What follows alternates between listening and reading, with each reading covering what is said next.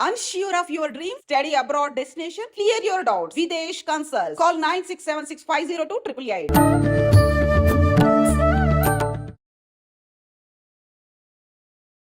నమస్కారం, welcome to I dream. ధర్మ మార్గం విత్ విజిత కార్యక్రమానికి స్వాగతం. ప్రస్తుతం మనతో పాటు ఉన్నారు ప్రముఖ ఆధ్యాత్మికవేత్త జ్యోతిష పండితులు మరెల్ల రవిశాస్త్రి గారు. ఇప్పుడు వారితో మాట్లాడి మరిన్ని విషయాలు తెలుసుకుందాం. నమస్కారం అండి. నమస్తే అమ్మ. గురువుగారు, పితృదోషం అంటూ ఉంటారు. అసలు ఏంటి పితృదోషం అంటే? ఎవరికి పితృదోషం అనేది తగులుతుంది? అసలు ఎందుకు వస్తుంది పితృదోషం? ఓం శ్రీ గురుభ్యో నమః. పితృదోషము అంటే మనకి పూర్వజన్మలో కానీ మన పూర్వీకులు కానీ ఎవరైతే తల్లిదండ్రులను సరిగ్గా పట్టించుకోరో, ఎవరైతే తల్లిదండ్రులకు చేయాల్సింది చేయరో, వాళ్ళు తదనంతరం ఈ యొక్క కార్యక్రమాలు ఏవైతే ఉంటాయో అవి చేయకుండా ఉంటారో, వాళ్ళని తల్లిదండ్రులు సరైన గౌరవము, సరైన అవసరాలు తీర్చకుండా ఎవరైతే ఉంటారో వారికి తదనంతరం వచ్చే పిల్లల్లో కానీ, వాళ్ళ పూర్వజన్మ అయితే గత జన్మల్లో కానీ వారికి జాతకంలో చూసినప్పుడు పితృదోషం అనేది కనిపిస్తుంది. దీన్ని ఎలా చూస్తాము అంటే, తండ్రి స్థానం 9వ స్థానం దెబ్బతిని ఉండటం అనేది జాతకంలో కనిపిస్తూ ఉంటుంది. ఆ స్థానంలో రాహు, శని ఇట్లాంటి గ్రహాలు ఉన్నా, కేతు ఉన్నా, లేకపోతే రవితో వేరే గ్రహం కలిసి ఉన్నా, రవి నీచపడి ఉన్నా, వీటన్నిటికీ ఇండికేషన్స్, చాలా క్యాలిక్యులేషన్స్ ఉన్నాయి. దాన్ని బట్టేసి మనకు పితృదోషం జాతకంలో ఉందా లేదా అనేది మనం చెప్పొచ్చు. పితృదోషం కారణం ఏంటంటే, పూర్వజన్మలో నువ్వు తల్లిదండ్రులకి చేయాల్సింది చేయలేదు, లేదా మీ జనరేషన్స్లో ఒక 7 జనరేషన్స్ బ్యాక్లో ఎవరో చేయవలసిన నియమాలు, పాటించాల్సినవి పాటించకుండా వదిలేయటం వల్ల నీకు ఆ కర్మ రూపంలో అది ఉండిపోయింది అనే ఇండికేషనే పితృదోషం. అంటే 7 తరాల్లో ఎవరు చేయకపోయినా అది తరతరాలకు వస్తుందా పితృదోషం? తరతరాలకి అంటే, ఇప్పుడు ఫర్ ఎగ్జాంపుల్ చూసుకుందాం, మనకి మన డిఎన్ఏ ఎక్కడి నుంచి వచ్చింది? తల్లిదండ్రుల నుంచి కదా. సహజంగానే చెప్తుంటారు, వీడి తాత లక్షణాలు వచ్చినాయి, వీడికి ముత్తాత లక్షణాలు వచ్చినాయి, లేకపోతే ముత్తాత పోలిక వచ్చింది, లేకపోతే అమ్మమ్మ లక్షణాలు వచ్చినాయి, ఇవన్నీ చెబుతుంటారు. అంటే ఎలాగైతే లక్షణాలు క్యారీ అవుతాయో, లక్షణాలతో పాటు గుణాలు కూడా క్యారీ అవుతాయి, గుణాలతో పాటు కర్మలు కూడా క్యారీ అవుతాయి. ఓకే, మనకి ఆ కర్మలు క్యారీ అయినప్పుడు అవి నీ జాతకంలో ఇండికేట్ అవుతాయి అంతే. జాతకం తప్పు కాదు, అవి ఆ తరతరాలుగా ఉన్నాయి, ఇండికేట్ అవుతాయి. ఆ ఇండికేట్ అవ్వటం వల్ల ఆ పితృదోషం ఉంటే ఏం జరుగుతుంది అంటే, కొన్ని నష్టాలు ఉన్నాయి. ఎటువంటి నష్టాలు అంటే, పితృదోషం ఉందనుకోండి, సరైన సమయానికి వివాహం కాదు, సరైన సమయానికి సంతానం ఉండదు, సరైన సమయానికి సరిగ్గా జరగవలసిన విషయాలు సరిగ్గా జరగకపోతే దానికి ఇండికేషన్ పితృదోషం ఉన్నట్టు. అంటే ప్రతి పనిలోనూ ఆటంకాలు అడ్డమవటం, స్లోగా అవ్వటం, లేదు అంటే టయానికి అవ్వకపోవటం. టయానికి అది చాలామంది అంటారు, సర్వసాధారణంగా చెప్తూ ఉంటారు చాలామంది, నేను ఎప్పుడు టయానికి తినలేనండి, ఏదో ఒక పని పడింది, టయానికి తినడానికి కుదరటం లేదు. వాళ్ళకి అన్నీ ఉంటాయి, ఫైనాన్షియల్గా అన్నీ, టయానికి తినటం కుదరటం లేదు. ఖచ్చితంగా వాళ్ళ జాతకంలో ఉంటుంది ఇండికేషన్ అది. టయానికి జరగాల్సింది జరగకపోవటం. మా అబ్బాయికి టయానికి పెళ్లి కాలేదండి, పితృదోషం అబ్బాయి జాతకంలో ఉంటుంది. మా అమ్మాయికి టయానికి పెళ్ళయింది కానీ పిల్లలు కలగలేదండి, పితృదోషం ఉంటుంది. లేకపోతే టయానికి జరగాల్సింది జరగకుండా ఉంటే అది ఆటోమేటిక్గా పితృదోషం ఉంది అనేది మనకు అర్థమవుతుంది. సో దానికి మనకి ఎన్నో రెమెడీస్ ఉన్నాయి, ఎన్నో పద్ధతులతో చెప్పారు. మన పూజా విధానంలో చెప్పారు, ధ్యాన విధానంలో చెప్పారు, అలాగే మనకి సాధారణంగా చేసుకునే రెమెడీస్ ఎన్నో ఉన్నాయి. అవి చేసుకుంటూ ఉంటే సరిపోతుంది. ఓకే, ఏంటండి ఆ రెమెడీస్ ఏంటి? ఆ రెమెడీస్ ఏంటి అంటే, ప్రధానంగా మనం చూసినట్లయితే సర్వసాధారణంగా మనకు పూజా విధానంలో నారాయణ బలి పూజ అని ఉంటారు. ఇది మనకి పిఠాపురంలో చేస్తూ ఉంటారు, లేకపోతే మనకి ఇదేది మనకి గోదావరి పుట్టిన నాసిక్ త్రయంబకంలో చేస్తూ ఉంటారు నారాయణ బలి పూజ. అది ప్రధానంగా అందరూ చేయించుకునేటటువంటిది. అలాగే పితృదోషం పోవడానికి ఇది కాకుండా జనరల్గా మనం చెప్పుకోవాలంటే శివాభిషేకం, సోమవారాలు ఫాస్టింగ్ చేయటం, ఇది కూడా పితృదోషంకి మంచి రెమెడీ. లేదు ఇంకా అనుకుంటే మనం ఎక్కడైనా నదీ స్నానాలు చేస్తున్నప్పుడు లేదా నదీ ప్రదేశాలకు వెళ్ళినప్పుడు మనం చేత్తో జలం తీసుకొని సర్వేభ్యో పితృదేవతాభ్యో నమః, సర్వేభ్యో పితృదేవతాభ్యో నమః. పితృదేవతాభ్యో నమః, ఓకే. సర్వేభ్యో పితృదేవతాభ్యో నమః అనేసి మన కాశీ వెళ్ళాను.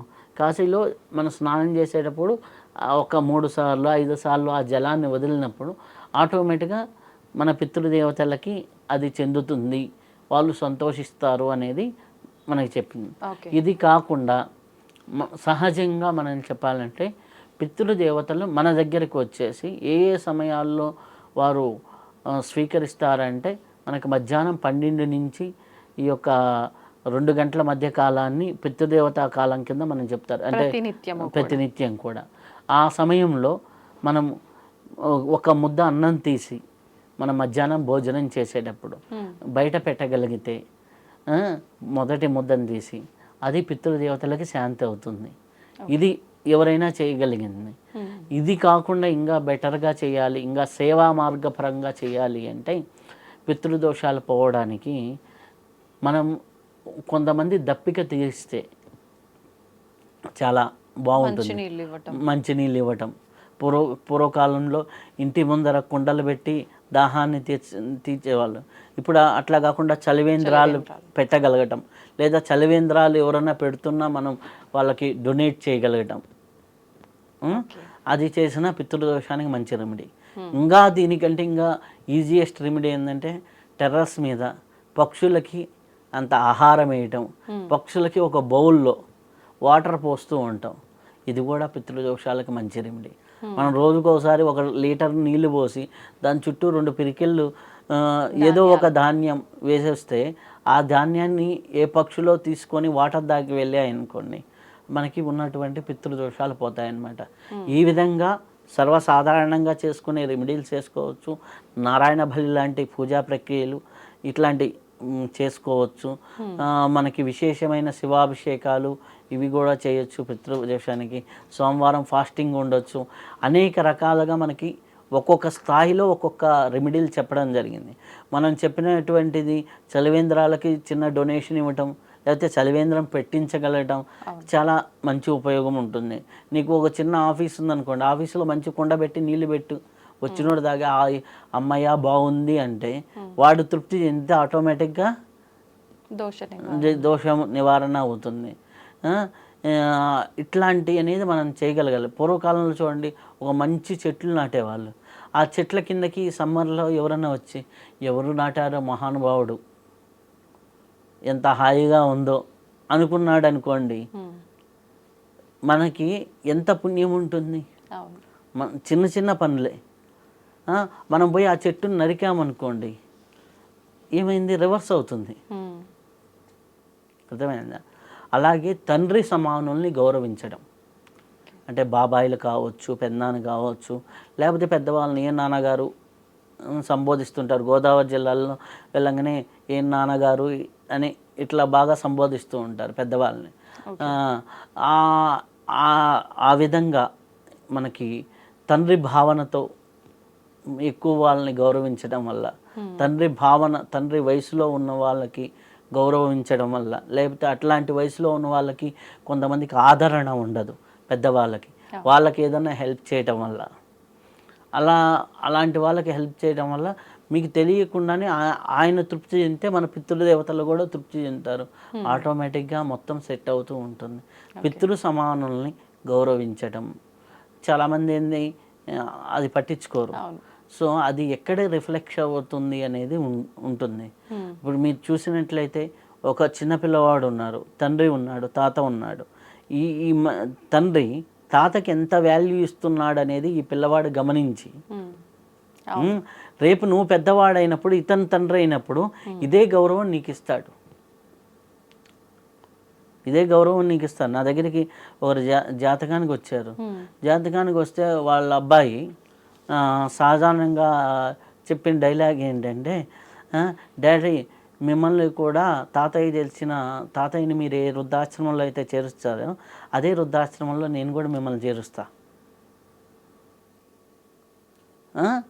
ఎంత 7 ఇయర్స్ యాక్షన్కి రియాక్షన్ వచ్చింది.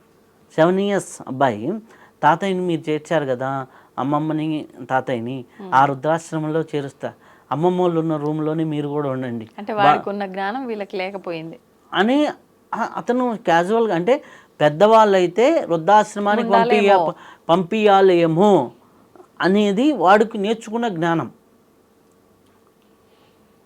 అర్థమైందా? ఆ మాట విని వాళ్ళమ్మ తీసుకొని వచ్చింది పరిగెత్తుకుంటూ, మా అబ్బాయి జాతకం ఏంది అనేసి నా దగ్గరికి. మా అబ్బాయి జాతకం అంటే పెద్ద అయితే మిమ్మల్ని కూడా అలానే వదిలేస్తాడమ్మా, మీరు వాళ్ళని 60sలో వదిలేశారు, మీ అబ్బాయి అయితే 50లోనే వదిలేస్తాడు అని చెప్పా. అదేంటండి అంత దారుణంగా ఉందా జాతకం అంటే, అంత దారుణంగా జాతకం లేదు, మీరు నేర్పించిన జ్ఞానం అది. ఇప్పుడు నేనేం చేయాలంటే వాళ్ళని తెచ్చుకొని ఇంట్లో పెట్టుకోండి చాలు, ఆటోమేటిక్గా అన్నీ సెట్ అవుతాయి అని చెప్పా. దానికి పెద్ద పూజ ఏం అవసరం లే, నువ్వు మీ ఇంట్లో నాన్న ఎట్లా గౌరవిస్తున్నావు అయిపోయింది. నువ్వు ఇంట్లో మీ నాన్న ఎట్లా గౌరవిస్తున్నావు, ఒక్కో చోట వీలు కాకపోవచ్చేమో, కానీ వీలైనంత వరకు తల్లిదండ్రులకు ఇవ్వాల్సిన గౌరవాన్ని ఇస్తూ ఉంటే, తల్లిదండ్రులను బాగా చూసుకుంటే, తల్లి తండ్రి సమానులైనటువంటి పెద్దవాళ్ళని బాగా చూసుకుంటూ ఉంటే, గౌరవిస్తూ ఉంటే, ఎక్కడా చులకన భావంతో మాట్లాడకుండా ఉంటే, అయ్యో ఏ తల్లి కన్నా బిడ్డో అని ఏ అమ్మాయినా అనుకుంటే, ఏ తండ్రి కన్నా బిడ్డో అని ఎవరైనా అనుకుంటే నీకు పితృదోషాలు పోతాయి. నీ ప్రవర్తన అలా ఉందా, ఈడు ర్యాష్గా ఉంటే వీడిని ఎవడు పెంచాడో ఎదవ అన్నారనుకోండి, మీ అమ్మ ఎట్లా పెంచిందో నిన్ను అన్నదనుకోండి, నీకు ఇంక్రీజ్ అవుతుంది దోషం. కాబట్టి నీ ప్రవర్తనలో ముందర మార్పు రావాలి, ప్రవర్తన మారాలి. ప్రవర్తన మార్చుకోవాలంటే నువ్వు కొద్దిగా సేవా మార్గంలో వెళ్తూ ఉండాలి. ఆ సేవా మార్గంలో ఉన్నదానికే ఇంకా మరీ దోషాలుంటే ఎట్లా పూజలు ఇవి చెప్పాను అవన్నీ చేసుకుంటూ ఉంటే పితృదోషం అనేదాన్ని తగ్గించుకోవచ్చు. నిజంగా మీరు చెప్పింది వాస్తవం. తల్లిదండ్రుల విషయంలో కృతజ్ఞత ఉండకపోయినా ఓకేనేమో కానీ దూషించే రకంగా తీసుకెళ్ళి బయట వదిలేసే రకంగా ఉండకుండా ఉంటే సంతోషం. నేను అందుకే ఆ ప్రాక్టికల్ ఎగ్జాంపుల్ చెప్పింది నా దగ్గర జరిగింది అనమాట. వాళ్ళ కొడుకు అంటేనేమో ఆమెకు బాధ వచ్చింది, వాళ్ళ తల్లిదండ్రులనేమో బయట వదిలేసాను. కాబట్టి ఇట్లాంటి పరిస్థితి చేయాల్సిందల్లా దోషం వస్తుందేమో అని కాదు, కానీ మనని అంటే ఇంత జన్మిచ్చి మనకు ఈ సౌకర్యాలు ఇవన్నీ మనం అనుభవిస్తున్నామంటే వాళ్ళు ఏంది మనం లేం. కాబట్టి ఎప్పటికీ వాళ్ళ విషయంలో కృతజ్ఞతగా ఉండడమే మనం వాళ్ళకి ఇచ్చే ఒక గొప్ప ఏమంటారు వరం అనుకోవచ్చు. నిజంగా సంతోషం అండి, ధన్యవాదాలు.